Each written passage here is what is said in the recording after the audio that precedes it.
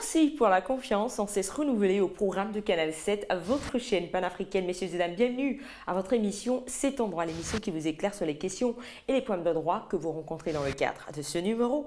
Nous parlerons d'un nouveau cas de diffamation.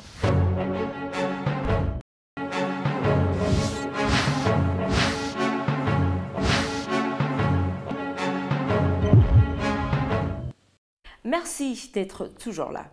Monsieur Grégory est un homme d'une quarantaine d'années qui est employé dans un restaurant huppé. Il exerce souvent son activité à partir de 19h30 et rentre chez lui entre 4h30 ou même 5h.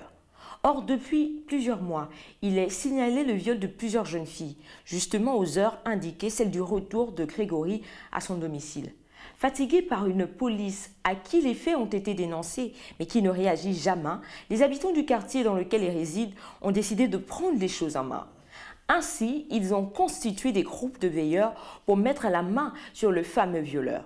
Un soir, en descendant du bus de la société dans laquelle il travaille, il sera interpellé par un groupe non identifié. Grégory a pris peur et décide de fuir. Au final, il est arrêté, violenté, puis accusé d'être l'auteur des viols. Il se défend, mais les accusateurs le livrent à la police. Au commissariat, des photographes et des journalistes d'un hebdomadaire de la place nommé Que la lumière soit faite débarquent et lui prennent une photo. Le lendemain, il est relâché parce que la police affirme avoir mis la main sur le vrai coupable. Mais lorsque Grégory rentre chez lui, ses voisines l'insultent en des termes pas très gentils. Il est surpris, mais en arrivant à son domicile, sa femme lui montrera la une du journal privé Que la lumière soit faite, qui a mis sa photo en titrant « Grégory, le violeur arrêté ». Il est dépassé. Mais devant une telle situation, que prévoit la loi? La réponse, c'est juste derrière cette transition.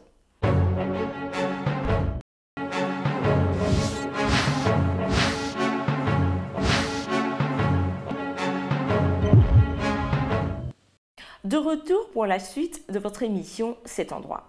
Avant même de lire le droit dans cette histoire, nous trouvons important de définir ce qui constitue une diffamation. Sachez que c'est l'imputation d'un fait non avéré qui porte atteinte à l'honneur et à la considération d'une personne. Au regard de cette définition, nous sommes bien en face d'un cas de diffamation.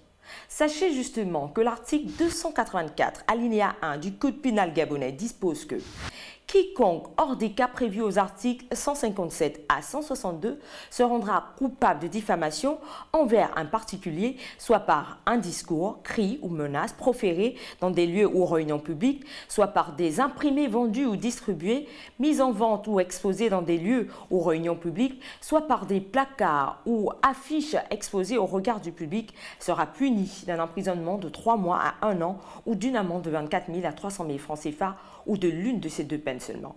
En somme, M. Grégory a bien été victime de diffamation. Les responsables du journal privé Que la lumière soit faite devront répondre de leurs actes devant la justice.